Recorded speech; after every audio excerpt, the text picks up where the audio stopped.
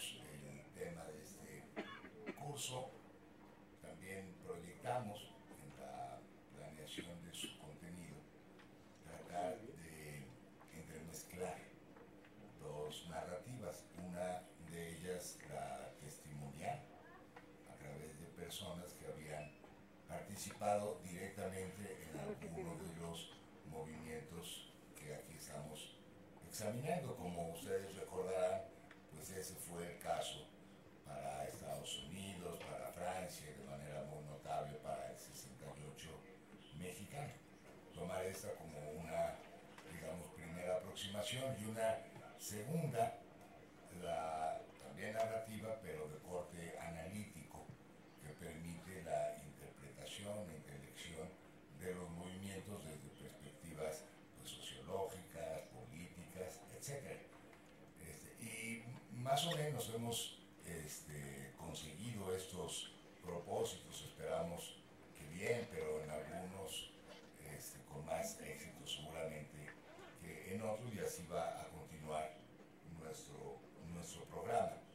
Viene esto al caso porque para esta sesión, que se está dedicada al movimiento que protagonizó el Consejo Estudiantil Universitario en los años 86-87 y posteriormente en 1989 y 90 a través de la organización de un congreso universitario, nos acompañan dos invitados que combinan esta doble condición, esta doble característica. Ambos fueron protagonistas relevantes en este movimiento en diferentes momentos del tiempo, y ambos también se han, digamos, han buscado reflexionar sobre el mismo con mayor o menor profundidad, pero es un tema al que constantemente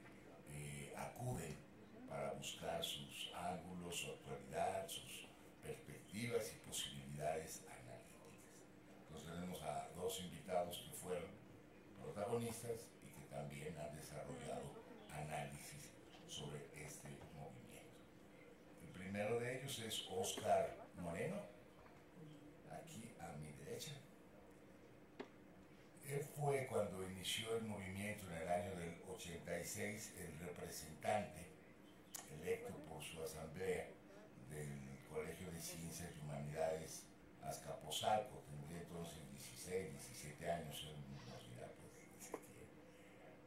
pero era muy joven, y esa fue su primera, por supuesto, incursión en la política estudiantil, y tuvo, por decirlo así, su bautizo de fuego al ser también electo como uno de los participantes en la mesa de diálogo público entre las autoridades de la UNAM y la representación estudiantil. Estuvo presente en esa mesa.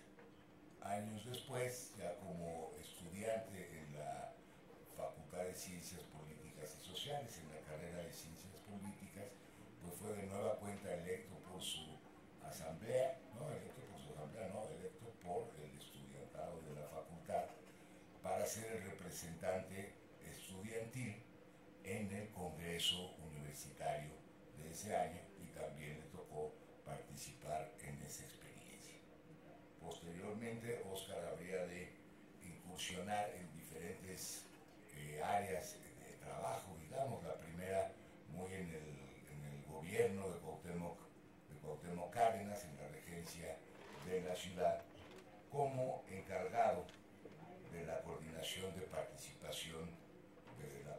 participación ciudadana. Al mismo tiempo comenzaba a incursionar, y después se dedicó más plenamente a ello, en tareas periodísticas, como editor, también como editorialista, ensayos de opinión, reportajes en profundidad, y fue, junto con otros, de los fundadores de esta revista Guillotina de grata memoria, que por un buen tiempo pues fue de los medios que permitían la expresión del pensamiento de izquierda en México. más adelante fue él el coordinador o quien encabezó el área de difusión cultural, también en el plantel Azcapotzalco del CCH, y esto nos lleva más o menos hasta nuestros días en que sigue trabajando en tareas de docencia en el bachillerato, sin dejar de lado el aspecto periodístico de su obra y de su tarea. Y bueno, nos acompaña junto con Imanol Ordorica, de todos nosotros muy conocido, a menudo está en este presidium, ya sea como presentador o como comentarista, pero porque es él uno de los coordinadores académicos de este curso. Imanol, egresado del Colegio Madrid, se propuso entrar a la Universidad Nacional en la Facultad de Ciencias, en la carrera de físico, él es físico. Pero tomó esta decisión más animado que por el movimiento gravitatorio, porque en la Facultad de Ciencias estaba la acción política, él lo corregirá, pero es así. Es decir, es el post-68, se sabe que los líderes principales de ese movimiento habían estado en la Facultad de Ciencias, ahí había movimiento y Imanol fue a parar allí. Y su oportunidad de, digamos, actividad política relevante se presentó justamente en la coyuntura que ocasionó la decisión del entonces rector Carpizo de subir las cuotas en la UNAM, entre otras medidas. Y ahí, junto con otros colegas, pues fue de los que desde un principio protagonizó la organización de este Consejo Estudiantil Universitario y fue de los líderes principales. Ya como representante de este instituto, de los académicos de este instituto, también le habría de tocar participar en el Congreso Universitario de 1990, y después se fue a estudiar, pero ya en el área de ciencias sociales, a la Universidad de Stanford en California, en donde obtuvo los grados de maestría y de doctorado en sociología y en educación respectivamente. De vuelta a casa comenzó una que ha sido muy exitosa carrera como investigador. Él es investigador de esta institución, del Instituto de Investigaciones Económicas, y ha desarrollado una obra académica sin duda relevante en áreas de sociología de la educación, de sociología política de la educación, y sin dejar nunca el tema de los movimientos sociales y de los movimientos estudiantiles. Si no tienen inconveniente, podemos pensar en una participación de media hora por cada uno, y ya pasan un poquito, seguimos cayendo en tiempo. Buenas tardes, compañeras, compañeros. Muchas gracias a Roberto y a Imanol, a este seminario, por la invitación. No, el CEU no fue mi primera batalla. Antes del CEU, en el CCH Naucalpan llevamos a cabo 2 huelgas, y en el CCH Azcapotzalco también una serie de movimientos que ni siquiera llegaban a la huelga, porque en un solo día se levantaba la escuela y por la tarde ya habíamos ganado. También las de Naucalpan las ganamos, y fueron batallas que nos acercaron a lo que después iba a ser el CEU, porque los chavos que salieron de estas escuelas y estaban en facultades participaron en sus facultades en el momento en que nace el CEU.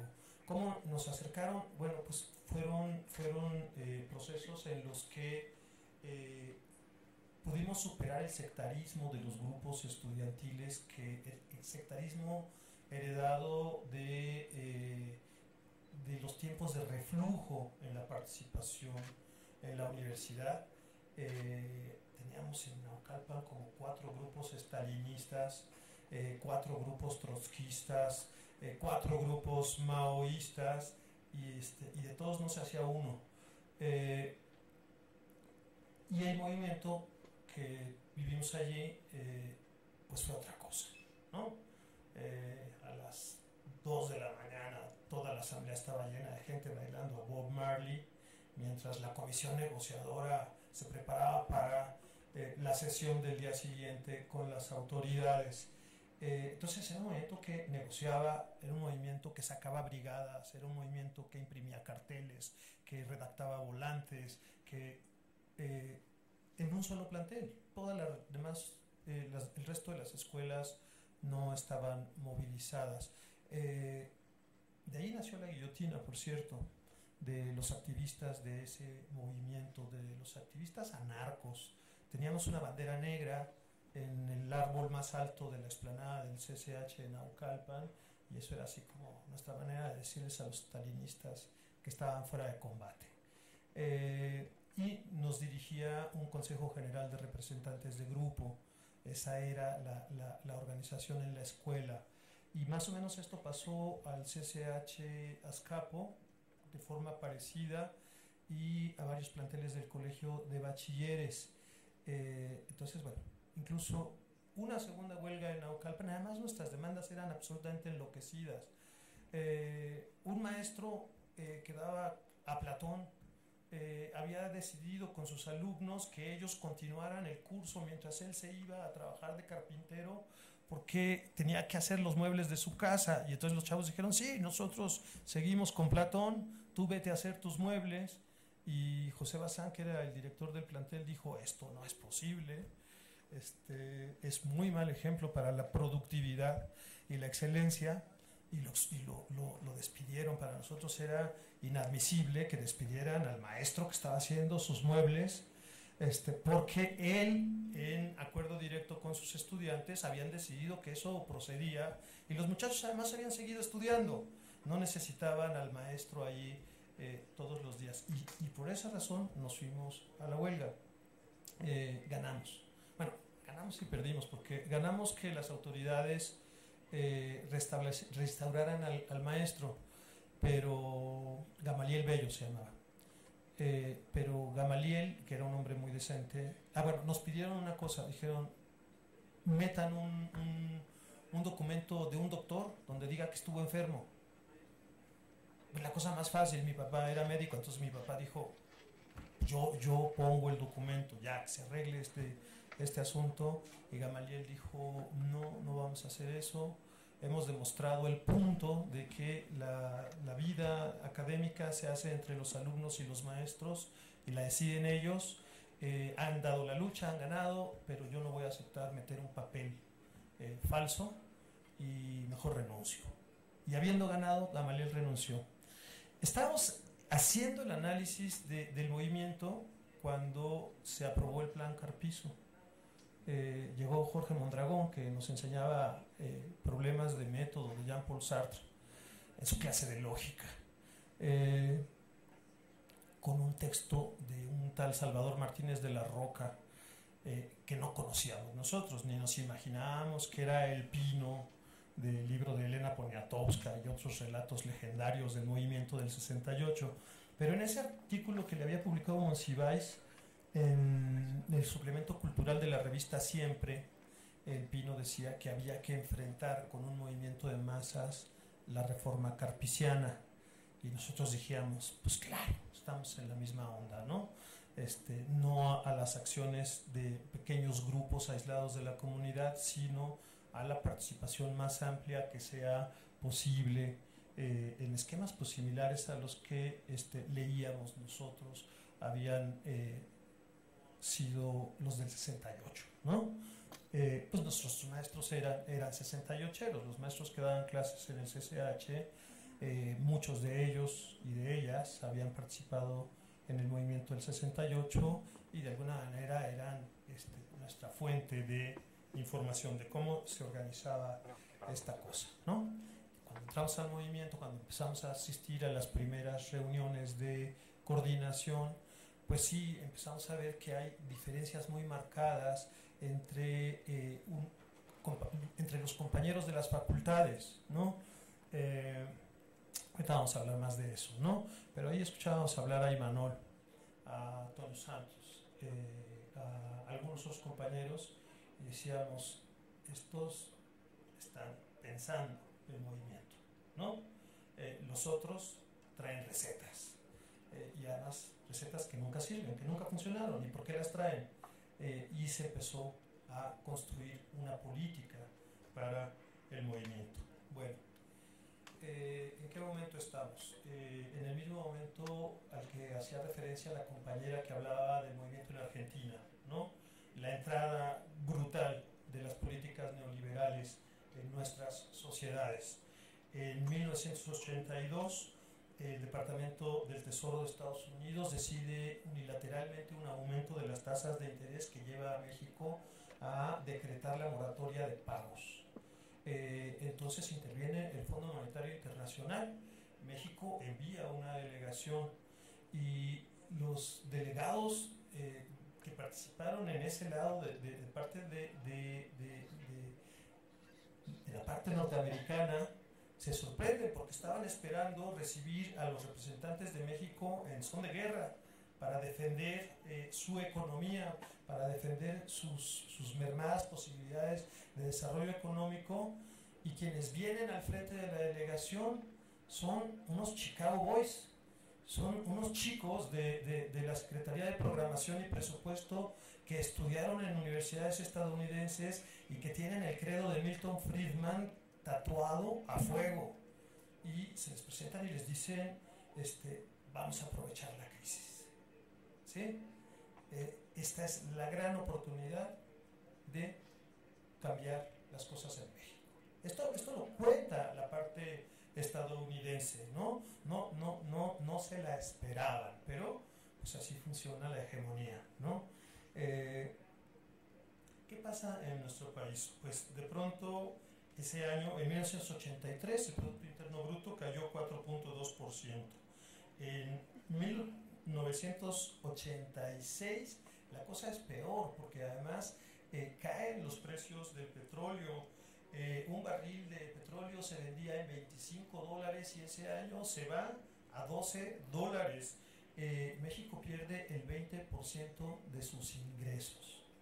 Evidentemente ya la situación es de despidos masivos, se destruyen los contratos colectivos, se destruyen los sindicatos, y a las universidades también les toca pagar el costo de la crisis.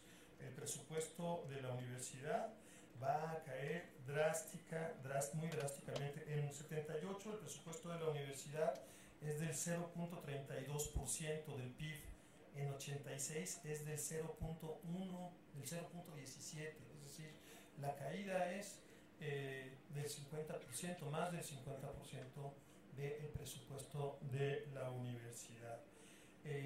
Esto lleva a que la universidad haga un ajuste. Antes de que comience el conflicto, la universidad ya ha cancelado 37.849 plazas. Tenía 294.542 alumnos en 1980. 5 años después, hay casi 40.000 lugares menos en la universidad. Esto fue una disminución del 13% de la matrícula universitaria. Y entonces, hay una lógica en esto, ¿no? Ante la falta de recursos, la tesis de los administradores de la universidad es que hay que ajustar el tamaño de la institución a la demanda de empleos del mercado, ¿no? Y pues esto es suicida, ¿no? Si en un momento de crisis tú modificas toda la estructura universitaria para atender a un mercado que no está demandando profesionistas, pues te estás pegando un tiro, ¿no? Pero esta es la racionalidad. En la contracción de la matrícula, evidentemente, los más golpeados son los hijos de los trabajadores, ¿no? Hay un estudio que se realiza aquí en la universidad en el que se encuentra que prácticamente ya no hay hijos de campesinos y que el número de hijos de obreros ha disminuido muchísimo. Entonces hace su aparición el señor Jorge Carpizo.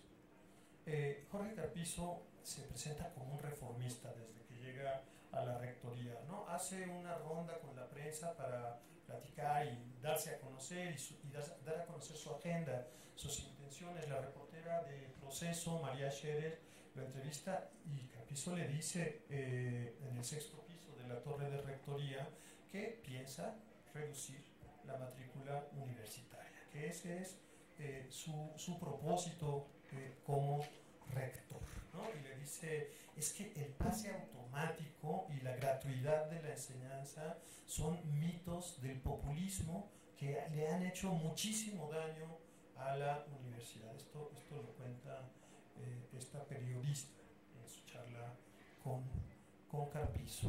Entonces Carpizo dice, yo soy un hombre que va a hacer reformas, ¿no? Y se monta un show. Dice que va a consultar a la universidad y abre un proceso de consulta. Ponen dicen, aquí un buzón, ¿no? Aquí pueden entregarme ustedes lo que creen que hay que cambiar en la universidad, ¿no? 1.700 propuestas reciben, 1.747 propuestas, creo, hasta no sé, el número de memoria, porque lo usábamos en nuestros mítines, ¿no? Y todas dicen lo mismo, porque son las propuestas que promovieron los directores de las escuelas y facultades, que sus consejeros técnicos elaboraran, ¿no? Que los adictos al poder elaboraran ratificando las tesis preconcebidas, ¿no? Algo a lo que son muy adictos los neoliberales es a sus benditos prejuicios, ¿no? Y entonces arman eso, dice, la comunidad se ha expresado. Hay un pequeño elemento de discordancia y es un documento que presentan los consejeros alumnos de izquierda. Un tal Antonio Santos, que representa la Facultad de Filosofía, un tal Imanol Ordorica, de la Facultad de Ciencias, elaboran un documento donde describen las condiciones de estudio de los estudiantes de la UNAM, ¿no? Cómo son los estudiantes de la UNAM, qué tan pobres o qué tan ricos, qué dificultades tienen y cuáles son las condiciones que ofrece la institución. Y presentan este documento. Se juntan las adhesiones de otros consejeros alumnos y se lo presentan en la consulta del rector. Es prácticamente la única voz disidente. Y todavía estos señores, estos muchachos, con arrogancia inaceptable, piden que la rectoría publique su documento en igualdad de condiciones que la difusión que le han dado al documento de diagnóstico del rector, que se llama Fortaleza y Debilidad Universitaria. Pues ¿cómo? Pues estos son unos mozalbetes. Aquel es el señor rector, jefe nato de la universidad, no va a echar a andar las imprentas universitarias para reproducir el documento de los disidentes. Lo encaran en el auditorio Che Guevara, se llama así Che Guevara, nadie nunca en esta universidad lo ha llamado Justo Sierra. Y en el auditorio Che Guevara el rector asiste a la presentación del informe de labores del director de filosofía y ahí lo agarran a Carpizo y le dicen Cuauhtémoc Medina, Antonio Santos y otros muchachos, le dicen Alcira Sustescafo, un fantasma que ronda la universidad.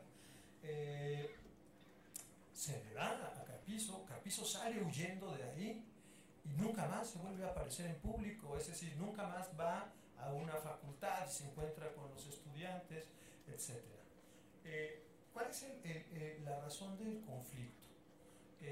Son dos. Uno, el contenido de las medidas que el rector hace adoptar como su primer paquete de reformas de la institución, y dos, la forma como lo hizo, ¿sí? Espera que comiencen las vacaciones y convoca al Consejo Universitario para evitar que los estudiantes se acerquen a ver qué pasa allí. Está muy cantado que va a pasar algo malo, ¿no? Pero los asesores del rector, que por cierto son los de la revista Nexos, le dicen, usted no se preocupe, no va a haber ninguna protesta, no hay posibilidad de que haya un movimiento estudiantil, los líderes estudiantiles no nacen de un día para el otro, hay que cultivarlos, ¿no? Muy listos ellos, ¿no? convocan en vacaciones, no dan a conocer el contenido de las propuestas, lo cual viola los reglamentos de la institución, porque para modificar un reglamento hay que dar a conocerles a los consejeros con 15 días de anticipación de qué se tratan las modificaciones propuestas. Y eso no lo hicieron, por lo menos a estos jóvenes no les entregaron la propuesta. Y en el Consejo Universitario, esta pequeña minoría de consejeros, pues dice, también acompañados por algunos profesores, dicen, pequeña, son 6, ¿no? Dicen, oigan, esto es un atropello, no pueden votar, pospongan la decisión, dejen que lo pensemos y lo discutamos todos. Y se para el secretario general y dice, no, esto se aprueba por obvia resolución, porque es un asunto de mero trámite.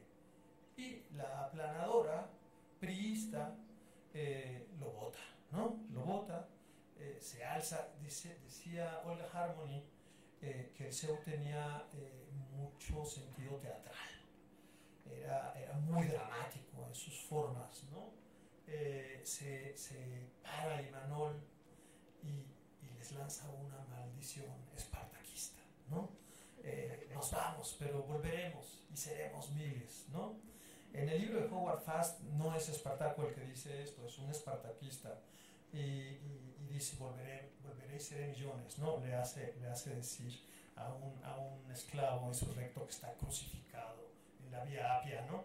Pero Imanol lo toma, me dice volveremos y seremos miles. Risa unánime, ¿no? Se abre la toma y todos los consejeros se mueren de la risa y dicen, sí, claro, váyanse de aquí, déjennos seguir mandando. Y pues sucede que sí, que de pronto sí volvemos, ¿no? ¿Cuáles son las cosas que se decidieron? Ingreso en la licenciatura exclusivamente a través del concurso de selección, salvo para los estudiantes del bachillerato de la propia universidad que hayan realizado ese ciclo académico en 3 años y hayan obtenido un promedio mínimo de 8. Es decir, se pone fin al pase automático del bachillerato hacia las licenciaturas. Establecimiento de una sola vuelta para los exámenes ordinarios. Fijación de un número máximo de posibilidades para la presentación de exámenes extraordinarios. Fijación de un máximo a la reprobación de materias de cada ciclo académico. Creación o, en su caso, consolidación del sistema de exámenes departamentales por área o por materia. Revisión y actualización de la seriación académica de las materias que integran los planes y programas de estudio. Incremento de las cuotas de especialización, maestría y doctorado. Incremento de las cuotas de servicios como exámenes extraordinarios, examen médico y expedición de certificados. Todas son medidas, son dispositivos de exclusión, ¿sí? Todos los estudiantes que no son estudiantes de tiempo completo iban a ver en esto pues dificultades más serias para continuar en la universidad. El 15% de los alumnos del bachillerato, además de estudiar, trabajaban en ese momento, y en el caso de la licenciatura el 32% de los alumnos también trabajaban, además de estudiar. Evidentemente, esta línea de choque tenía dedicatoria para estos compañeros, ¿no? Esto se acuerda. Estamos en vacaciones. Los compañeros convocan a una reunión y nos juntamos. Empezamos a discutir. Nos juntamos como 500 en el aula magna de filosofía y empezamos a discutir y lo que estábamos buscando era darle legitimidad a nuestra protesta, ¿sí? Nos habíamos reunido para organizar la protesta, para organizar la contestación, pero ¿con qué argumentos? Entonces teníamos que encontrar algo que conectara con el sentido común, ¿sí? Y de pronto, bakuninianos convencidos, estábamos diciendo, pero es que el artículo 3 de la Constitución no suena tan mal, ¿no? Sí, claro, es que es una conquista social. Estábamos cambiando, las circunstancias nos estaban cambiando el esquema, ¿sí? Estábamos tratando de construir un discurso que sonara más allá de nuestro restringido círculo de inconformes profesionales, ¿sí? Y nos empezamos a poner de acuerdo. Tuvimos una segunda reunión. Se empezaban a definir, es decir, las decisiones del CEU tenían alternativa, es decir, no tenía por qué ser el CEU como fue, sino que lo fuimos decidiendo. Cuando los compañeros propusieron construyamos un consejo, había una posición alternativa. No, sigamos siendo una asamblea general. ¿Por qué una asamblea general? Porque es muy fácil manipular una asamblea general. Te armas el acarreo de un montón de gente, todos votan a mano alzada y nadie asume ninguna responsabilidad, a fin de cuentas, ¿no? Y lo que proponían los compañeros era, creemos un consejo representativo y entonces impongámonos el reto de ganar la representación de las escuelas, ¿sí? Hagamos como en el 68, ¿sí? Que haya asambleas que nombren delegados y que esos delegados procesen las decisiones, ¿no? Tomamos ese acuerdo. Cuando regresáramos a clases íbamos a hacer una intensa campaña de agitación explicando por qué no debíamos aceptar las propuestas, las reformas hechas por el rector, ¿no? Por supuesto, las que se referían a la elevación de cuotas por servicios, para nosotros eran el inicio de una escalada. Decíamos, si se acepta esto, si esto pasa, lo que sigue es una tabla de costos por colegiaturas, por inscripciones, inalcanzable para mucha gente. Entonces, aquí tenemos que parar el tema y tenemos que reivindicar el carácter gratuito de la educación pública. En el tema de los exámenes departamentales, bueno, pues, los muchachos que estábamos estudiando en el CCH, a Sartre o a Feyerabend, pues en serio, decíamos, ¿cómo se les ocurre estandarizar el examen para evaluarnos en la clase de ética o de filosofía o de ciencia política? Pues es absolutamente una violación de la libertad de cátedra, ¿no? Y eso argumentamos, ¿no? Y la separación de la cancelación del pase automático para nosotros era la descuartización, el descuartizamiento de la institución. Decíamos, tiene que estar ligado el bachillerato a la licenciatura y al posgrado porque se trata de una sola institución. Y si no se aceptan las calificaciones que los profesores del bachillerato de la UNAM ofrecen, otorgan a sus alumnos, pues de qué estamos hablando, ¿no? De la mera simulación. Bueno, empezamos a construir esta argumentación. Nos fuimos a las escuelas. No en todas las escuelas había grupos estudiantiles organizados para participar. Por ejemplo, en las preparatorias prácticamente no había nada. En los SHs sí. En filosofía, ciencias, economía, ciencias políticas sí, pero en derecho, contaduría, veterinaria y odontología no. Entonces teníamos que, los que estábamos en condiciones de iniciar, ir a las escuelas donde no había nadie que organizara. Así que hicimos brigadas, llegamos a todas las escuelas, tuvimos asambleas muy grandes donde pudimos explicar el plan Carpizo y su significado, y le propusimos a la gente hacer una manifestación y nombrar delegados para formar una organización representativa. Y esto tuvo eco. Fue todo un semestre de movilizaciones. Sí constituimos el CEU el 31 de diciembre, el de octubre, 31 de octubre, y Manuel hizo la declaración formal. Lo permitimos que lo sea porque ese día cumplía años. Entonces, ahí está la foto. Este que está acá está diciendo: se constituye el Consejo Estudiantil Universitario. La consigna que más gritaban los muchachos, que más gritábamos en las manifestaciones era CEU, CEU, ¿sí? Denme una C, denme una E, denme una U, ¿qué dice? Dice CEU, ¿sí? Esto creo que es muy importante, es decir, éramos el CEU, ¿sí? Éramos el Consejo Estudiantil Universitario, esa era nuestra identidad colectiva, había en ello yo creo que una decisión muy clara de reivindicar la importancia que tenía el contar con una organización democrática representativa. Durante todo este semestre de lucha, que comenzó, la lucha empezó el primer día, reclamamos a las autoridades que nos reconocieran, que se sentaran a dialogar con nosotros, que ese diálogo lo llevaran a cabo en público.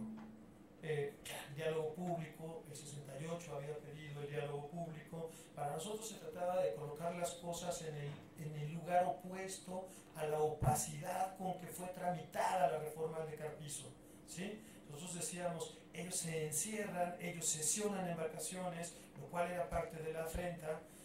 Nosotros, a plena luz del día, nosotros que damos la batalla a campo abierto, vamos a negociar, pero públicamente, ¿sí? Y toda esta primera fase del movimiento fue la batalla por lograr el reconocimiento y obligar a las autoridades a negociar con nosotros. Las manifestaciones, cada una fueron más grandes. Ensayamos un paro, dijimos, un día vamos a parar. Paramos 21 escuelas, nos parecía una cosa bárbara. Nos permitió ensayar también la idea de que parar una escuela no era echarle candado a la reja y mandar a todo el mundo al billar, sino que había que ocupar las escuelas, había que usar sus auditorios, sus explanadas, había que usar incluso hasta las imprentas de las escuelas, los offsets o los antediluvianos mimeógrafos, que todos empezamos a aprender a usar, ¿no? Claro, las comisiones de prensa de cada escuela, no creo que todos.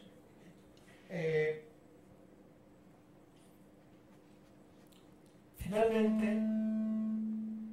hubo una primera tentativa de diálogo en el UDUAL. Las autoridades dijeron, está bien, nombren a 4 representantes, nosotros a 4, nos reunimos en el UDUAL, yo no formé parte de esa comisión, y Manuel sí, y al mismo tiempo que estamos sentados ahí, un contingente disponible, que era el CCH6, va y toma la torre de rectoría. Les abrieron la puerta para que tomaran la torre de rectoría y dejaran muy en claro que nosotros no éramos gente con la que pudiera hablarse, sino gente traicionera, que mientras está platicando está asestando un golpe artero a la autoridad. Por supuesto, esta fue una acción unilateral que no discutió y recibió la sanción consecuente. Cuando nos volvimos a reunir como CEU, dijimos, esto no lo vamos a tolerar. El próximo que actúe de esta manera, sin consulta, sin acuerdo, está excluido automáticamente del movimiento, porque tenemos que proteger las formas democráticas de tomar acuerdos. Y además, pues, evidentemente se trataba de una provocación montada por las mismas autoridades, un autoatentado. Esta toma de la rectoría. Hicimos una manifestación muy grande y emplazamos a huelga. Dijimos, si no se nos reconoce, si no se dialoga, en enero del 87 estallamos la huelga. Y la respuesta de las autoridades fue, vamos al diálogo. Nombren 10, nosotros iremos con 10 representantes. Los detalles que fueron hechos públicos, pues obviamente se trataron entre intermediarios, porque es muy complicado estar estableciendo los mecanismos precisos, pero cualquier tratativa, Pino, por ejemplo, estaba muy preocupado. Pino Salvador Martínez de la Roca, dirigente del 68, que hizo una temporada en Lecumberri bastante larga, porque fue de los primeros en entrar en la cárcel y de los últimos en salir, pues, y que era nuestro amigo, estaba muy preocupado de que el movimiento fuera a caer en un callejón sin salida y tuviera que enfrentar la represión, ¿sí? Finalmente nosotros estábamos enfrentando al mismo régimen autoritario que había asesinado a los estudiantes en Tlatelolco. No había cambiado en lo sustancial y teníamos que ser muy cuidadosos. Se acerca el diálogo público en el Auditorio Che Guevara. Al rector lo representan los más altos funcionarios, empezando por su secretario general, y al movimiento pues lo representan ni más ni menos que Emanuel Ordorica, Antonio Santos, Carlos Simas, los más acreditados voceros del movimiento estudiantil, ¿sí? La mitad de la comisión son alumnos de licenciatura, la mitad de la comisión son alumnos del bachillerato. Hay compañeras que juegan un papel muy relevante en el debate. Las compañeras, por ejemplo, eran mayoría entre las representantes de las preparatorias, ¿sí? En muchas facultades, las principales dirigentes, compañeras, ¿no? No quiere decir esto que estuviéramos en igualdad de condiciones, eso no llegamos hasta allí, pero tuvieron una participación muy relevante, ¿no? No llegamos hasta allí porque a la hora de organizar la cocina de la huelga, pues ¿quién estaba en la cocina de la huelga? Compañeras, ¿no? Y Marco Buenrostro, que era chef de la Cava. Ajá, Marco Buenrostro. Bueno, pero él era un señor chef, ¿no? No, y debe haber habido compañeros en las cocinas también, pero básicamente sí había este tipo de cosas, ¿no? Como de que ciertas tareas eran para mujeres, ciertas tareas eran evidentemente para hombres, había una sobre representación de hombres en las tareas de representación, de dirección, etcétera. Entonces no es que fuéramos un movimiento especialmente feminista, ¿sí? Tampoco éramos especialmente machistas, había cosas peores que el CEU, pero pudimos haber hecho más en ese sentido, todavía no daban los tiempos para tanto. La organización, entonces, ¿cómo funciona el CEU? El CEU se reúne y lo primero que hace es comparte toda la información, ¿sí? Primer punto, información. Y cada escuela va diciendo, esto pasó en nuestra escuela. Y luego información sobre lo que está haciendo la rectoría, lo que ha dicho el gobierno, lo que todo se dice. Todos tenemos el mismo nivel de información. Pasamos al segundo tema. Vamos a hacer el análisis de la situación. En este momento, esta semana, ¿cuál es el estado de nuestra fuerza? ¿Cuál es el estado de la fuerza de nuestros adversarios? ¿Cuál es la posición de nuestros potenciales aliados o de los potenciales aliados de nuestros adversarios? Este es el tema de discusión. ¿En cuánto tiempo nos despachamos una asamblea? Bueno, tercer tema, hemos discutido, más o menos tenemos claridad de cuál es la situación, cuál es nuestra potencia, y entonces podemos pensar en qué tipo de acciones podemos acometer, ¿sí? Que sean acordes a nuestras capacidades calculadas, ¿no? Posibles. Entre las 4 de la tarde y las 10 de la noche se resolvía una asamblea del CEU. No mucho más, no mucho más o menos es eso, en promedio. Se habla, 10 compañeros hablan sobre un tema y la mesa dice, está suficientemente discutido, que básicamente significa, ya cállense, ¿no? Vamos a votar. A veces sí se abría a 5 más, pero todos poníamos cara de, ya es demasiado, ¿no? Bueno, tomábamos acuerdos, los respetábamos. La relación con nuestros dirigentes era de confianza. Digo que siempre fuimos tomando decisiones porque separaron en su momento los que pretendían ponerle una mordaza a los representantes de las escuelas, es decir, no puedes hablar con la prensa, ¿no? Eso es vil protagonismo. Y nos paramos nosotros y dijimos, carajo, que hable el que quiera, ¿sí? Y que la prensa recoja las declaraciones que quiera. Y la prensa entraba a las asambleas del movimiento y el que quería hablar con la prensa, hablaba con la prensa. Evidentemente la prensa fue identificando a los voceros más acreditados, a la gente que expresaba de mejor manera las intenciones del movimiento. Incluso de pronto ya no era necesario tener una comisión de prensa porque estaba muy claro quién estaba teniendo buenos resultados en comunicar el mensaje del movimiento. Había confianza. Y esta confianza también se fundaba en que los compañeros que se colocaban al frente del movimiento tenían talento y se comprometían más que nadie en todo tipo de actividades, ¿sí? Lucharon más que nadie. Nadie podía decir son unos huevones y solamente aparecen para tomarse la foto. Porque los compañeros de sus escuelas los veían que eran los primeros que comenzaban con las tareas cotidianas. Entonces se generó un clima de mucha confianza y de mucho respaldo. Fuimos al diálogo público no a poner en evidencia a nadie, fuimos al diálogo público a negociar. Se trató de una negociación política, ¿sí? Los representantes de la rectoría presentaron una respuesta después de todo el debate en la que rebajaban los requisitos inscritos en sus modificaciones, en sus reformas. Pero ellos sabían que no se trataba de un regateo, se trataba para ellos de salvar el espíritu de la reforma, la esencia de su política. Por eso podían bajarse, porque si se aceptaba eso, ellos salvaban toda la lógica de la reforma neoliberal que querían imponer. Y nosotros dijimos, bueno, recibimos la propuesta y la llevamos a consulta. Convocamos 80,000 muchachos frente a la torre de rectoría, presentamos la propuesta del rector, 80,000 dijeron no, y todavía nos dimos el lujo de decir, esta votación solo fue indicativa, nos vamos a asambleas. Nos fuimos a asambleas, todas las asambleas de las escuelas rechazaron la propuesta del rector y nosotros allí dimos un salto.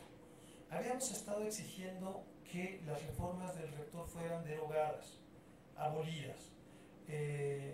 Habíamos escrito un documento por el renacimiento de la universidad en una fase inicial del movimiento que hablaba de la necesidad de discutir toda la universidad, sus tiempos, sus espacios, la naturaleza misma de sus funciones.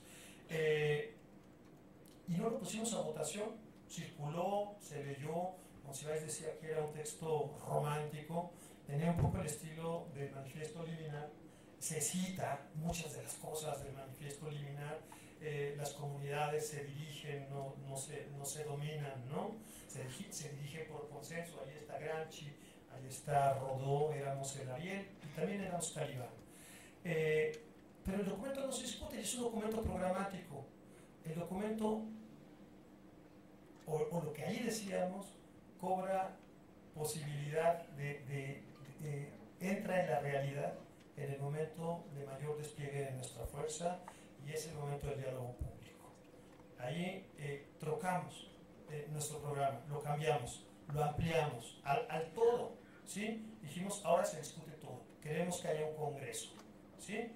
Y pues las autoridades no lo aceptaron. Fuimos a la huelga.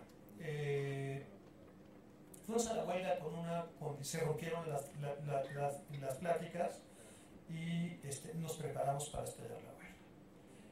La huelga nuestra tenía que ser una huelga política. Cerrar la universidad no presiona como cuando cierras una fábrica y el patrón pierde dinero. Pueden tener la universidad 10 meses, pensábamos, cerrada y no les pasa nada, ¿sí? En cambio, el desgaste nuestro va a ser mortal. Hemos venido observando cómo el movimiento crece, pero sabemos que en algún momento vamos a empezar a bajar la cuesta, ¿sí? Y en el momento del reflujo vamos a tener que retroceder, ¿sí? Vamos a tener que negociar en peores condiciones. Entonces hay que tratar de concretar un acuerdo en el momento álgido. Entonces la huelga, una huelga política, iba a depender de que el movimiento a través de sus brigadas, a través de su actividad, pudiera concitar el apoyo decisivo de franjas de la población que nos otorgaran el triunfo.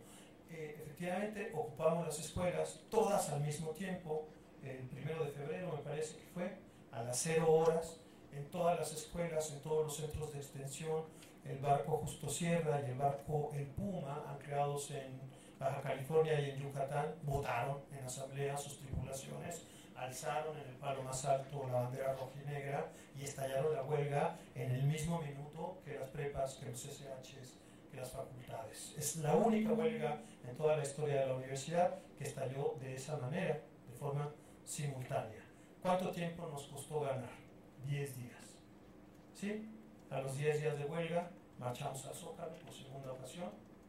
La marcha fue tan grande que al día siguiente el rector le presentó al Consejo Universitario una propuesta que decía convocar a un congreso resolutivo, cuyos acuerdos sean asumidos por este Consejo Universitario para ser elevados a rango de ley. Un congreso democrático en el que los participantes serán electos por voto directo de sus comunidades. la fiesta nos duró como 5 días, ¿sí?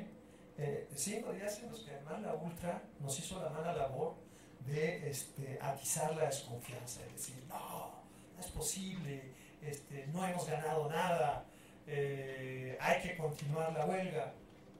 Nosotros decíamos, bueno, por un lado está muy claro el acuerdo del Consejo Universitario, pero por otro lado debemos tener confianza en la misma capacidad del movimiento para continuar la lucha por otros medios una vez habiendo levantado la huelga y llevar las cosas hasta la realización del Congreso.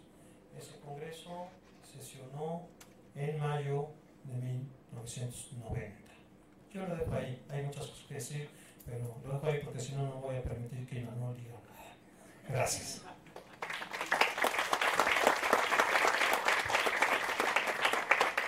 Muchas gracias a Óscar. Seguimos con Imanol.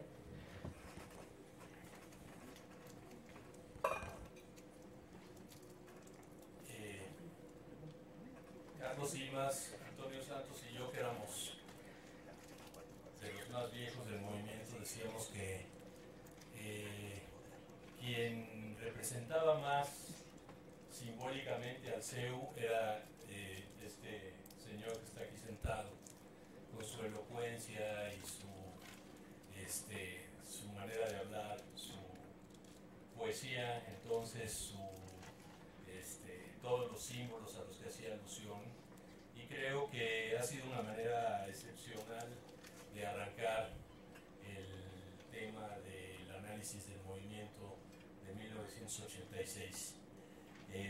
Como es imposible competir con él, ¿no? Yo voy a tratar de entrarle desde un plano diferente, ¿no? Como ahora, como las telenovelas, bueno, ahora se llaman series, ¿no?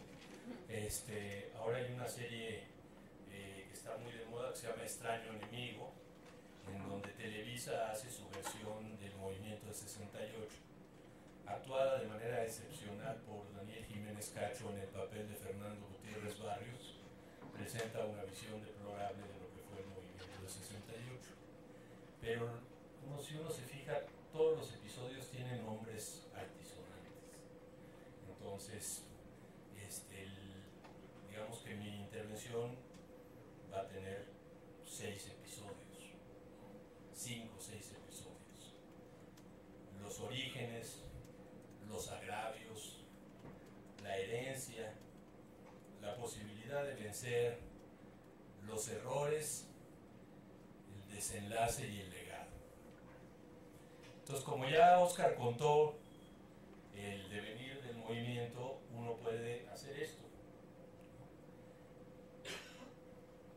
De edades diferentes que iban desde una futura secretaria de Estado que estaba en iniciación universitaria, que era bastante pesada desde entonces, ¿no? Irma Heréndira Sandoval, que es representante al CEU por la secundaria 2, por la secundaria de la prepa 2, hasta estudiantes de posgrado. El más viejo yo creo que era Ricardo Gamboa, que parecía como de la edad del Pino ahorita. Era una gama amplia. Creo que si nos hubieran preguntado lo que nos preguntan hoy todos los días, y ustedes se sienten 68eros, no hubiéramos dudado un instante, como no dudamos hoy. No nos sentimos, somos, ¿no? Hay una anécdota, está escrita en un libro de Paco Ignacio Taibo, que le dedica a Óscar Moreno uno de sus libros, un libro sobre el 68, y dice algo así como: a Óscar Moreno, que me contó la Marcha del Silencio, que ocurrió como 10 años de que él naciera, y en la que yo estaba presente, o sea, Paco Taibo estaba presente, ¿no? Entonces, así éramos de 68eros. Nosotros nos sentíamos como si hubiéramos estado ahí, y habíamos oído las historias, y habíamos conocido a los protagonistas más o menos, y eran parte de nuestra formación y de nuestra vida política y de nuestra vida cotidiana. Y habíamos asumido o escuchado sus análisis, habíamos visto lo que era cargar para ellos la responsabilidad de los muertos, porque uno cree que el 68 solo fue fiesta, y cuando ve uno a muchos de los protagonistas, algunos de los cuales ya no están, algunos que no están por voluntad propia, ¿no?, se da uno cuenta que el 68 marcó de maneras muy diferentes, pero a nosotros nos dejó varios legados muy contradictorios. Uno, el de el sueño del movimiento de masas sin masas. Es decir, nos hicimos todos activistas, aspirábamos a tener un 68, es decir, miles y miles de estudiantes en la calle, pero solo teníamos a los 400 grupos políticos que había en cada escuela o facultad, peleados todos unos con los otros. Había desde albanos, de seguidores de Enver Hoxha, hasta troscos de distintas facciones, maos, guevaristas, pescados, como dijo el Pino, los del PC, los de la reforma política, todo tipo de los pemetos, los guillotinos, que nos parecían un poco exuberantes, ¿no?, pero buena onda, y con los que nos pudimos entender rápidamente. Y que habíamos estado batallando en un clima de una intensa politización en petit comité, digámoslo así, en pequeñas explosiones de movimientos de muy corta duración que habían sido relevantes, y en luchas muy importantes como las luchas contra la represión, por el cese de la guerra sucia, por la presentación de los desaparecidos de los años 70, las denuncias al ejército y el acompañamiento a las madres de los desaparecidos, la señora Rosario Ibarra y el Comité Eureka. Y habíamos recorrido las calles, nos habían golpeado los granaderos cuando golpeaban los granaderos. Ahora últimamente como que han vuelto a salir a golpear, ¿no? Y aprendimos muchas cosas, excepto a vivir la experiencia de un movimiento de masas.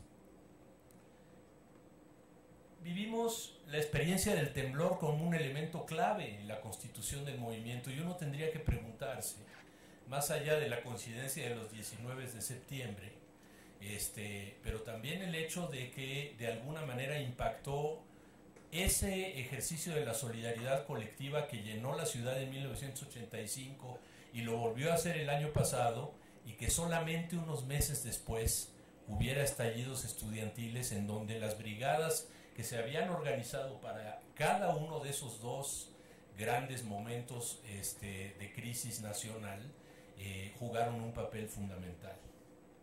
Teníamos esos antecedentes de sectarismo y profunda ideologización, y de mucha experiencia política que iba desde saber manejar un mimeógrafo, un activista que se preciara de serlo, llevaba en su coche porque muchos éramos clase media con coche, ¿no? Un equipo de sonido, micrófono, corneta y amplificador, no eran como los de ahorita, ¿no?, y un mimeógrafo, ¿no?, y por supuesto vinagre para los gases lacrimógenos, miguelitos para las motos, que son clavos que se soldan así para tirarlos a la calle, siempre queda uno hacia arriba y las motos se les ponchaban las llantas, y canicas para hacerle frente a los caballos, ¿no? Era como el kit de activista universitario, ¿sí? Se ponen muy nerviosos, ¿no? Y entonces esas eran las cosas que pasaban, y que en el mejor momento se expresaban con relativa fuerza alrededor de las luchas de los grandes protagonistas de la acción política universitaria, que eran los sindicatos. De 1973 en adelante, el UNAM primero, el ESPA-UNAM después, el de los profesores, el sindicato unificado que fue el ESTUNAM, protagonizaron huelgas y movimientos que acabaron con entradas de la policía, represión, y distintos tipos de luchas, ¿no? Habíamos visto las huelgas solamente del modo en la que las hacían los trabajadores, y habíamos aprendido a estar ahí siempre en un roce, y digo roce con toda la intención, un roce solidario con el sindicato, que éramos estudiantes radicalizados que siempre pensábamos que la dirección sindical era reformista y insuficiente, y queríamos dar línea desde el estudiantado y hacer una huelga diferente a como las hacían los trabajadores, que sí estaban delimitados por la Ley Federal del Trabajo. En ese contexto llegó 1986, con las crisis de las que habló Oscar hace un rato, que no voy a profundizar. Y entró un rector joven, el más joven en la historia de la UNAM, Jorge Carpizo. Había sido protegido de uno de los juristas más importantes de la UNAM, Mario de la Cueva. Este circuito se llama Mario de la Cueva, aquí afuera. Un personaje interesante, que había sido el único director que se había opuesto al establecimiento de una junta de gobierno. Pero Carpizo se había formado también en las lides sindicales, siendo el abogado de Soberón en contra de los sindicatos que se planteaban la lucha. Y llega a la rectoría con un programa inteligente, que no era la política de ajuste estructural a lo bestia, como se hizo en el Poli o en la UAM, sino, digamos que capeada con aroma de reforma universitaria, ¿sí?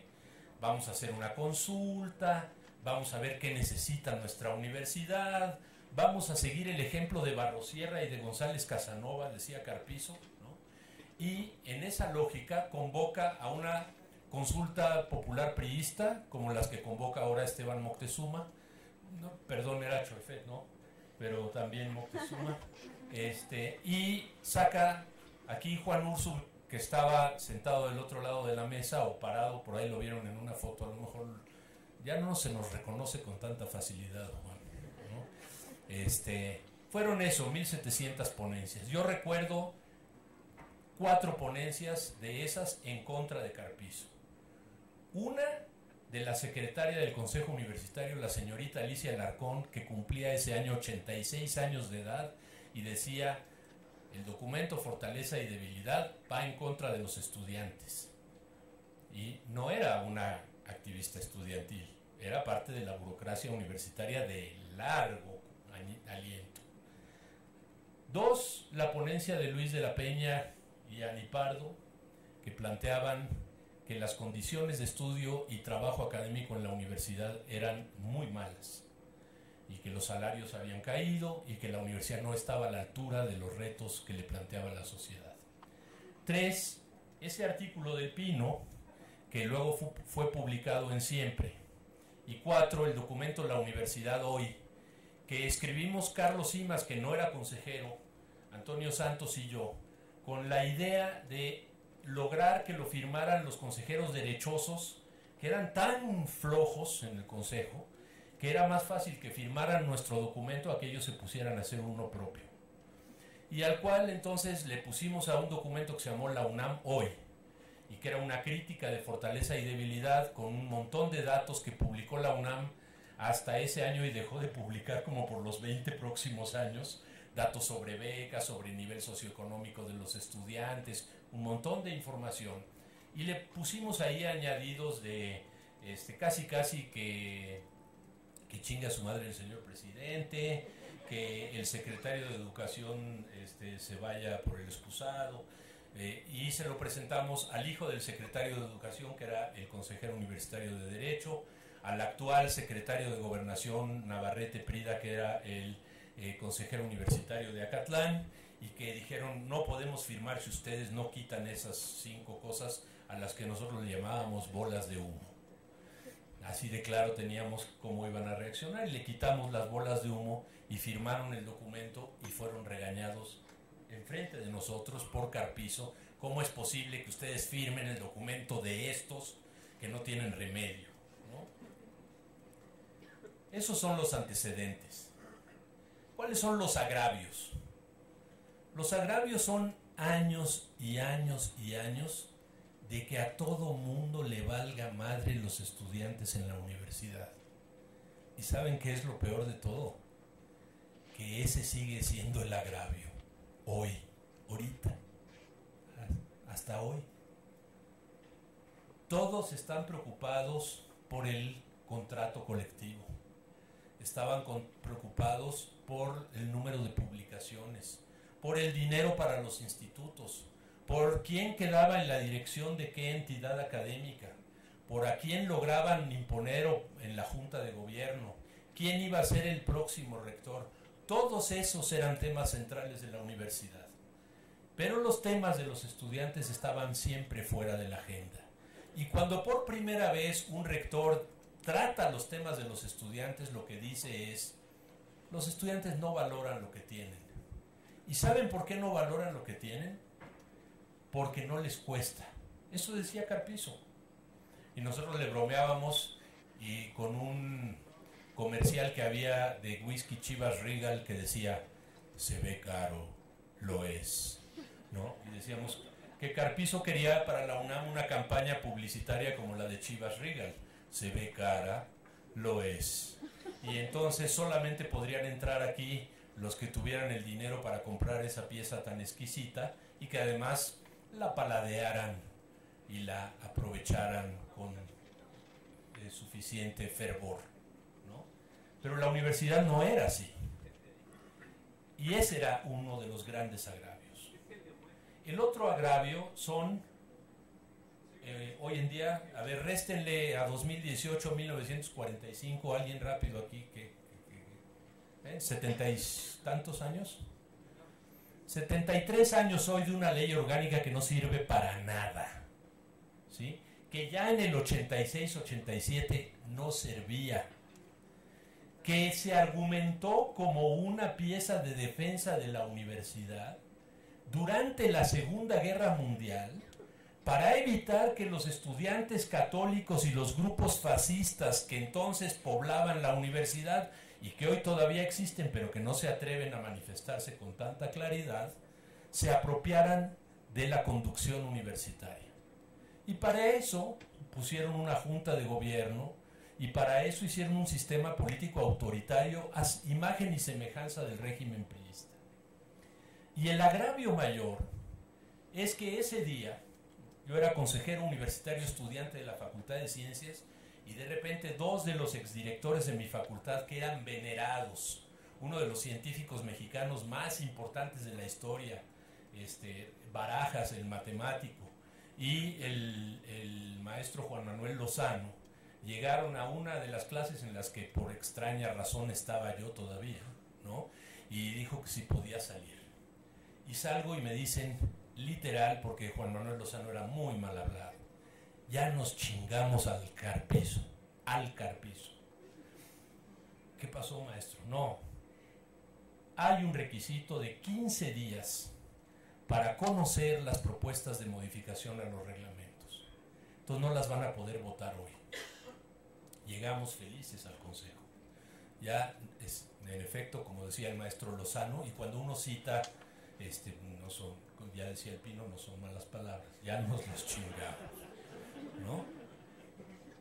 Y resulta que planteamos eso, nada más abrir la sesión. Aquí está Jorge Martínez Stack, que era consejero, profesor de psicología, incrédulo veía la situación, y empieza a pasar la legislación universitaria por la mesa del consejo de un lado al otro, y nadie sabía qué hacer, hasta que el secretario general, que tiene nombre, José Narro Robles, ¿no? Fue reciente rector, se le ocurre y dice: mira, aquí dice que este requisito de los 15 días puede obviarse o se puede eximir de este requisito en casos de obvia resolución. Y como transformar a la UNAM y la reforma universitaria es un asunto de obvia resolución, aquí vamos adelante. ¿Están de acuerdo, señores consejeros, que es de obvia resolución? Y el consejo, en el que déjenme que les dé un dato.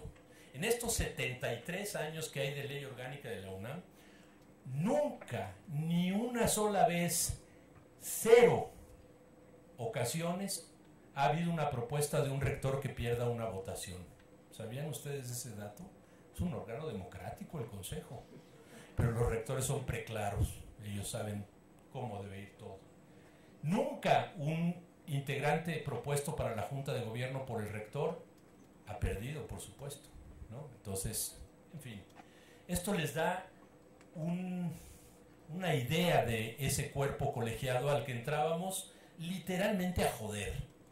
no podíamos ganar una votación, eso era imposible, era ir a dar lata y dejar sentada una posición.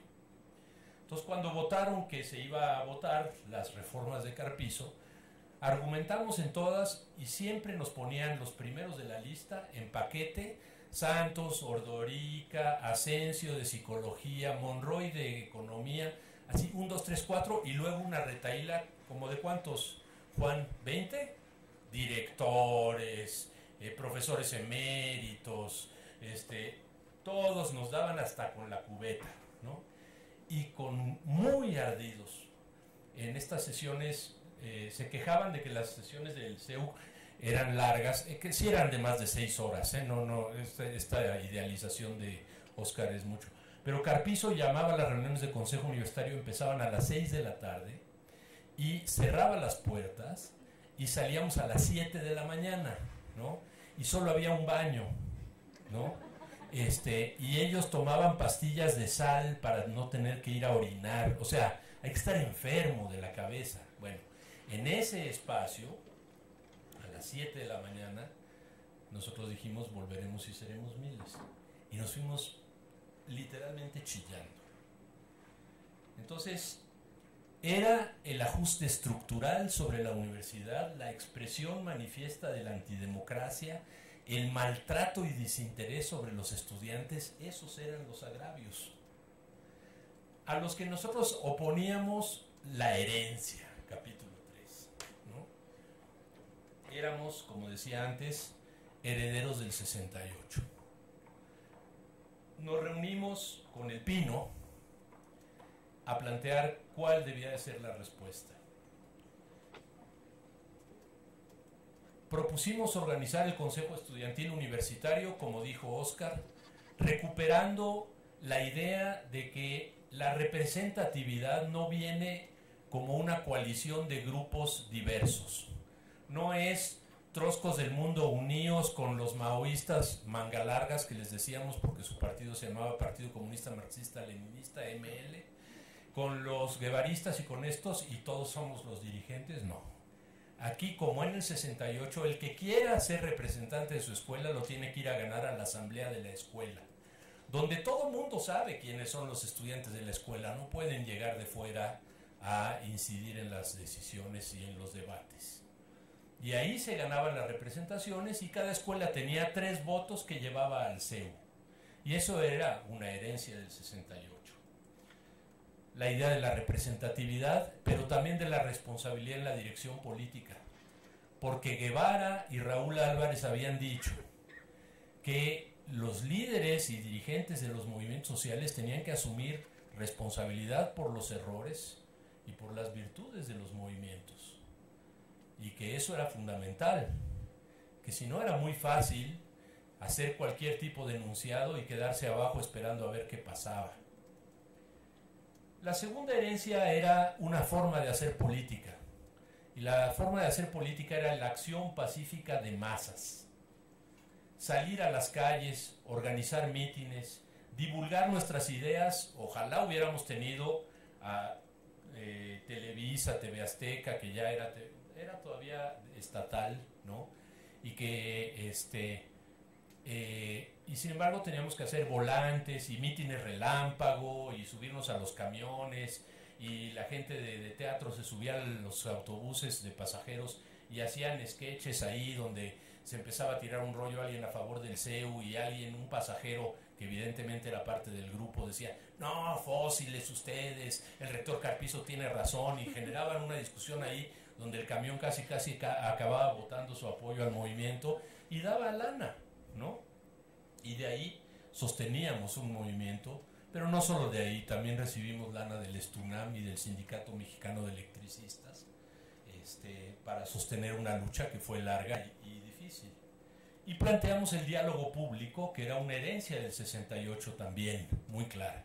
Y le añadimos una cosa que no existía en 68 porque era impensable, que era: los medios de comunicación son un espacio de la lucha política.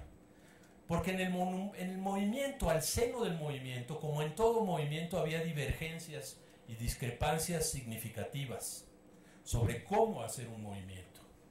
Así hubo en las primeras reuniones que relató Oscar una votación muy importante sobre si, siendo revolucionarios como éramos, podíamos reivindicar la constitución democrático-burguesa del país, de nuestro país, que decía que toda la educación que imparta el Estado será gratuita. Nosotros decíamos sí, y el grupo de ciencias de Lucha, de Lapita Carrasco, que luego fue muy importante en el CGH, decía que no, que porque con eso legitimábamos el sistema burgués capitalista mexicano. Nosotros decíamos sí, pero el sistema burgués capitalista mexicano le tiene sin cuidado a la población en este momento, ¿sí? Y lo que necesitamos es que la gente esté de acuerdo con nosotros de que la UNAM tiene que ser gratuita porque eso dice la Constitución.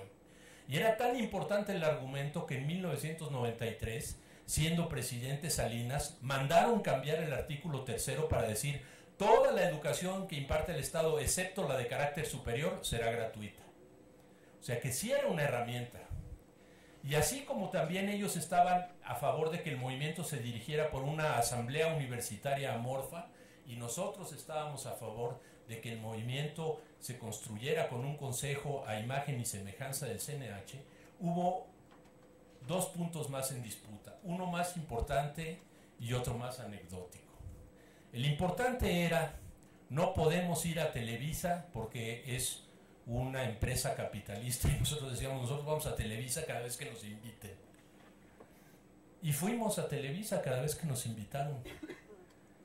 Y Ricardo Rocha, y a Lolita Ayala, Bolita Ayala, ¿no?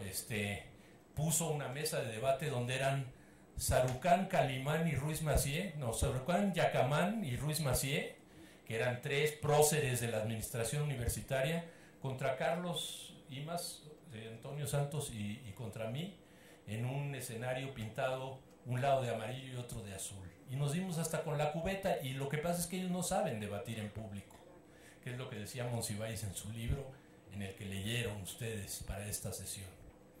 Entonces hubo una votación. ¿Se acepta ir a los medios electrónicos de comunicación, sí o no? ¿Aceptamos que entren las televisoras a las reuniones del CEU, sí o no? Porque nuestras armas son los mimeógrafos, y nosotros decíamos los mimeógrafos y los satélites y los televisoras y los radios y todo lo que podamos usar. Y afortunadamente también ganamos esa posición, porque fue clave en ganar el movimiento. Y la última es anecdótica. Tomamos un local de nuestro auditorio Che Guevara. El otro día polemizamos, más vale la pena en lugar de polemizar, platicar, ¿no? Lo usábamos cada vez que queríamos, pedíamos que lo limpiaran, ahí fue el diálogo público, exigíamos que le pusieran un buen sonido, que arreglaran las bancas que estaban rotas, y los obligábamos a hacer eso a las autoridades. Y ahí vimos Stairway to Heaven, hasta el gorro de Pachecos, ¿no? Emanuel, todas esas cosas que contó el Pino, ¿no? Ahora no, porque es puritano. No sé qué vean, la verdad, ¿para qué me meto? Pero al lado de eso estaba cinematografía de la UNAM, ¿no? Y ocupamos esa oficina, y entonces hubo un debate sobre cómo se iba a llamar el local central del CEU. La postura revolucionaria y consecuente propuso que se llamara el local Vladimir Ilich Lenin. Y los horrorosos reformistas que éramos nosotros propusimos que se llamara Marilyn Monroe. Ganamos, y eso mostró la correlación de fuerzas adentro del CEU como 80% a 20% en los votos del consejo. Y pusimos un mural de Marilyn Monroe como de 2 metros por 2, de la foto más famosa que hay, para indignación de los leninistas, que todos éramos leninistas y nos reclamábamos leninistas, pero Lenin era muy feo, la verdad, ¿no? Lo planteo porque hasta en esas pequeñas cosas medio simbólicas y de risa uno podía ver que, como en todo movimiento, había tendencias distintas, y las tendencias tenían que asumir responsabilidades. En el diálogo público, que lo ganamos, porque lo ganamos primero convocando a Carpizo a debatir en el Che Guevara, con el CEU. Y Carpizo dijo, no, yo no voy a ir, pero podemos organizar un diálogo público, pongámonos de acuerdo. Y nos pudimos poner de acuerdo. Y no significó ningún tipo de traición, ni humillación, ni nada. Y fue lo mejor que tuvo el movimiento del CEU. 10 días seguidos de debate entre 10 representantes de las autoridades universitarias y 10 del CEU. Los representantes de las autoridades universitarias, 3 de ellos fueron rectores, o nada más 2, Narro, Sarucán, Barnés era asesor, ¿no? Y de nuestro lado no hay ni un rector. Nadie ha llegado, ¿no? Así ya se lanzó en campaña. Y vean la narración de Monsiváis o entren a la página del CEU en donde hay algunos de los videos de ese debate. La verdad les dimos hasta con la cubeta, Juan. O sea, decía Monsiváis, de un lado estaban los reyes del memorándum y el oficio, y del otro estaban los reyes de la asamblea. Y de un lado llevaban a Juan Miguel de Mora, que era un viejo decrépito anticomunista y espantoso, ¿no? Y del otro lado estaba Manuel Peinberg, Roger Bartra, todos son honoris causa hoy en día, Ani Pardo, emérita, Carlos Monsiváis era asesor del CEU, Adolfo Sánchez Vázquez, que no podía estar ahí, pero aceptó ser asesor del CEU, estaba Gili, estaba Hermann Bellinghausen, estaba, o sea, una playa de intelectuales. En el otro lado, la potencia intelectual era un abogado que se llama, emérito de Derecho, Carrancay Rivas, hasta en el nombre llévala.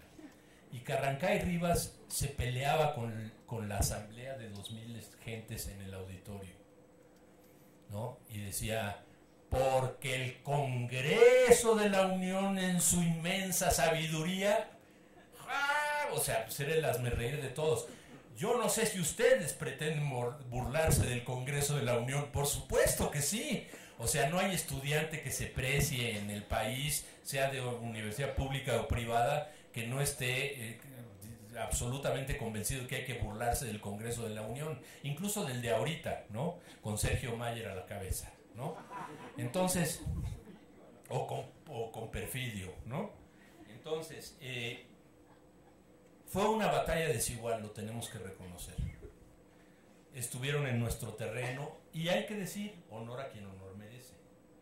El rector aceptó ir al diálogo público, aceptó enviar a sus representantes al diálogo público, hicieron el esfuerzo por debatir y dialogar, ¿no? Algunos más que otros. Sarucán lo pasó muy mal, la verdad. Siempre fue un viejo bastante amargado, sigue siendo, ¿no? Y un rector muy conservador, una persona muy, o sea, no entiende la universidad y fue 8 años rector, imagínense. Ahí se dio un cambio sustancial. Los diálogos públicos eran transmitidos en vivo por Radio UNAM, que nunca antes y nunca después ha tenido el rating que tuvo en esa época. Que se oía en todos lados, se ponía en los auditorios de todas las escuelas, los taxistas iban oyendo Radio UNAM, la gente oía Radio UNAM, todo el mundo sabía qué era lo que estaba pasando y tenía opinión sobre el conflicto universitario. La primera sesión llegamos y a Óscar Moreno le tocó, o a Toño Santos, no me acuerdo, hacer una oferta. Hagamos un punto de acuerdo inicial. Propongamos suspensión al pago de la deuda externa y incremento del 100% al presupuesto de la UNAM. ¿O no están ustedes de acuerdo, señores de la rectoría?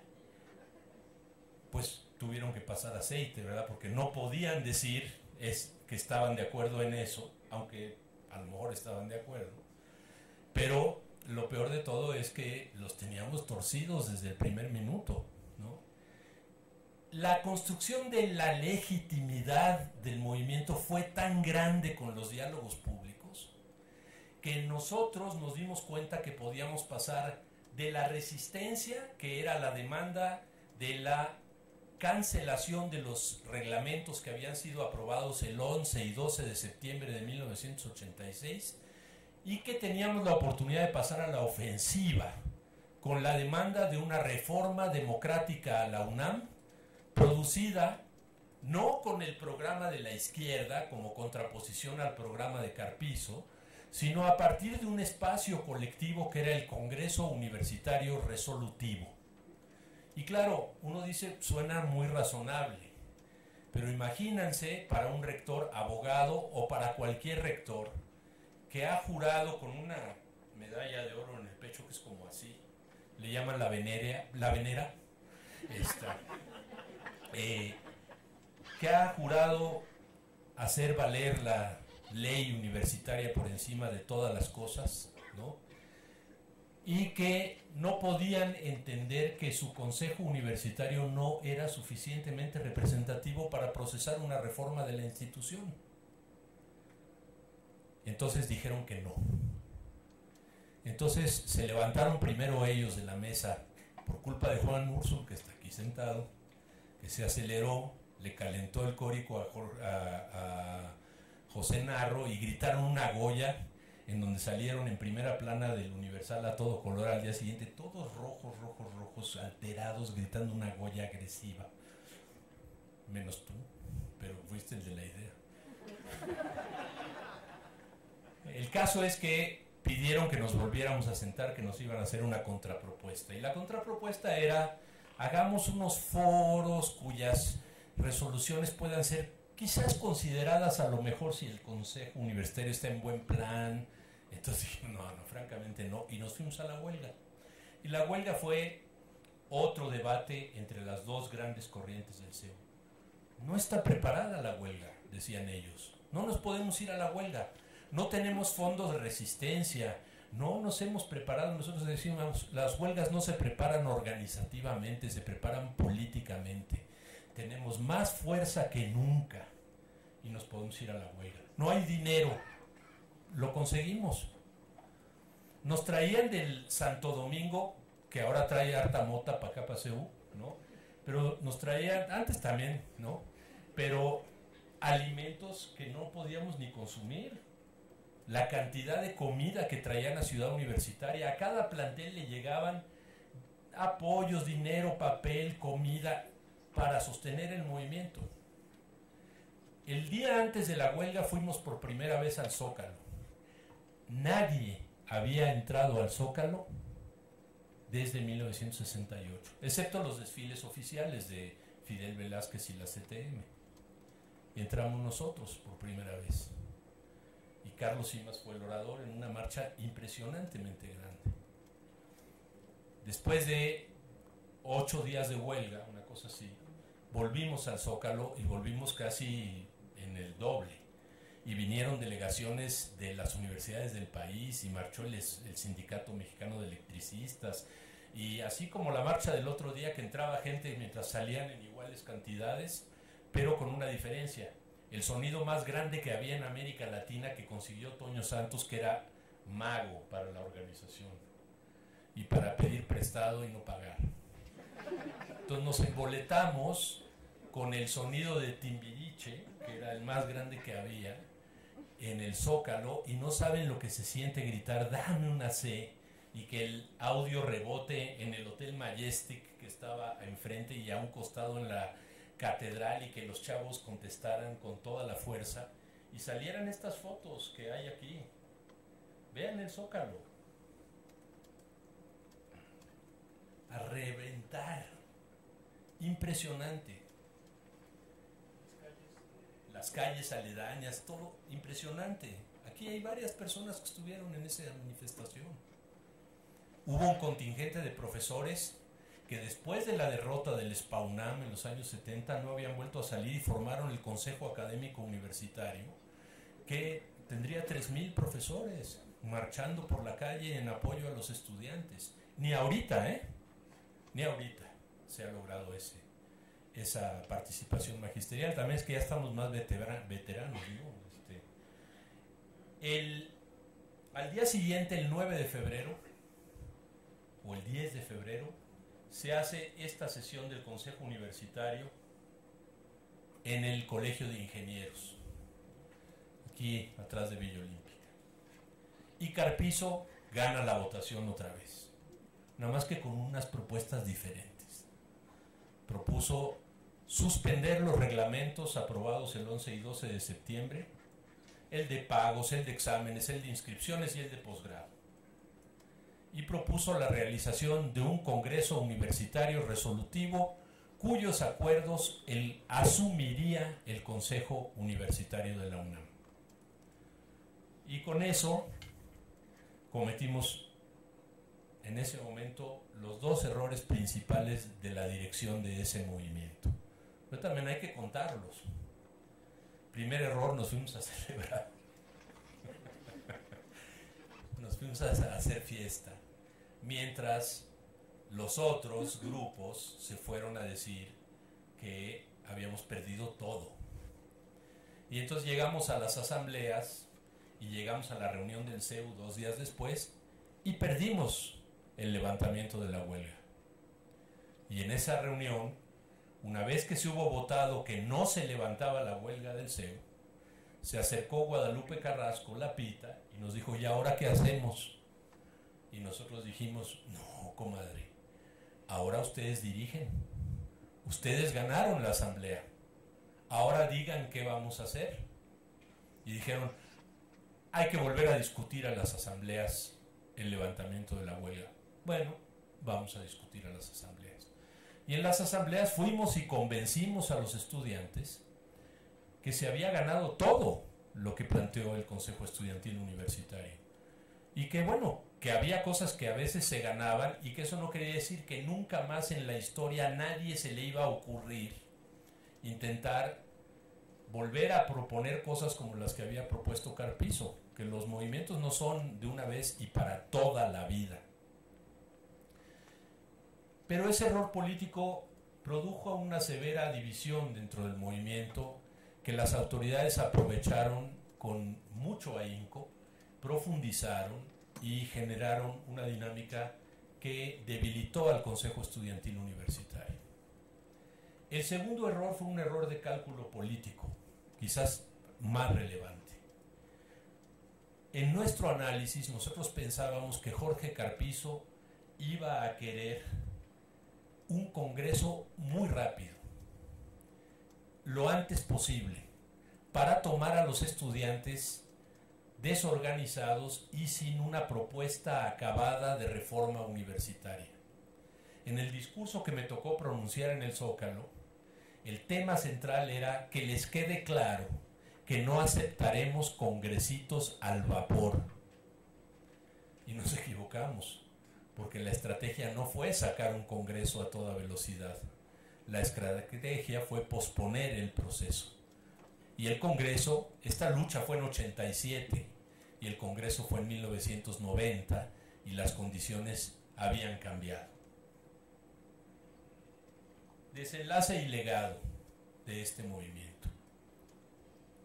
Una organización de los estudiantes representativa que duró desde 1987 más o menos hasta 1992. Y créanme, esto no es de risa. Es muy difícil mantener una organización representativa de los estudiantes durante 5 años con un cambio generacional en medio o varios, ¿no? Los tres vetustos, o los históricos, o como nos quieran llamar, nos llamaban los históricos, luego los prehistóricos y ahora el filum trilobita, yo creo, o alguna cosa así, ¿no? Habíamos dejado de ser estudiantes y entró un recambio, y a pesar de eso se pudo mantener el movimiento. En medio de esto vino el cardenismo en 1988 y en contra de Carpizo hicimos el acto más importante de la campaña de Cárdenas de 88 en Ciudad Universitaria, en un evento que ustedes, aquí está Toño Santos entregándole al secretario administrativo de la UNAM las instalaciones después de la huelga, porque hay que dárselas para que las limpien y las cuiden y las tengan bien para que los estudiantes vayan a clase. Este amigo que está ahí, el muchacho que está atrás de Toño Santos, en Bicle, es CICE estuvo en la huelga del CCH Naucalpan que les comentaba al principio. Uno ya estaba en filosofía entonces, pero es uno de los muchos que se dispersaron en las facultades. Sí, secretario administrativo, ¿no? Bueno, se entregó la UNAM, hubo varios acontecimientos ahí, aquí estamos en una huelga de hambre, pero aquí está Cárdenas en CU. Y vean esta foto, porque a veces se nos olvida. La foto del 5 de septiembre de miles y miles de estudiantes en la explanada de Ciudad Universitaria es impactante, pero esta también. Pasó cambio de rector. Carpizo se opuso a la entrada de Cárdenas a la UNAM y cayó, fue el mejor propagandista del evento cardenista en Ciudad Universitaria. Después no quiso reelegirse, apoyó a Salinas hacia la presidencia. Salinas fue presidente, lo hizo creador de la Comisión de Derechos Humanos, miembro de la Suprema Corte de Justicia y secretario de Gobernación, ¿sí? Mientras entró Sarucán, que odiaba el Congreso, y con Sarucán se hizo el Congreso, y el Congreso, que es otro tema que no nos da tiempo, fue un enorme empate de fuerzas entre un proyecto de democratización de la universidad que incluía algunos temas que a lo mejor hoy tienen sentido: la desaparición de la Junta de Gobierno, formas democráticas de elección de autoridades, la ampliación de las representaciones estudiantiles a los consejos técnicos y universitarios,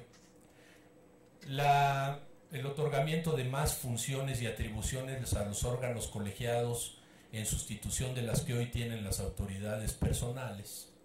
Y todo eso se sintetizaba en una propuesta de cambio de la ley orgánica que fue el centro del debate del Congreso Universitario en 1990.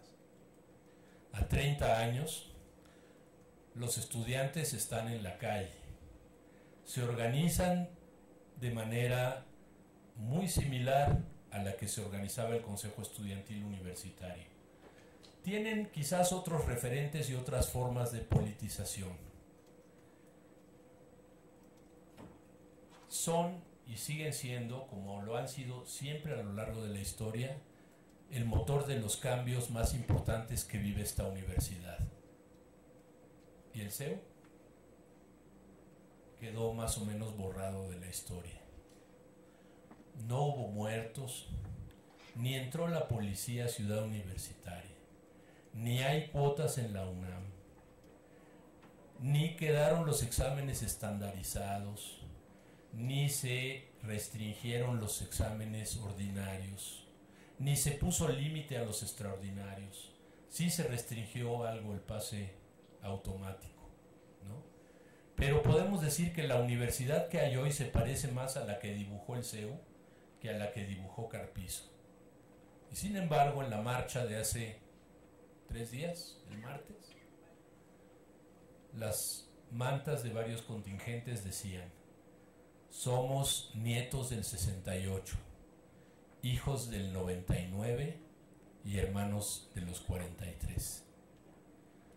Y es que, y con esto termino, a veces nos cuesta trabajo aprender a ganar. Gracias.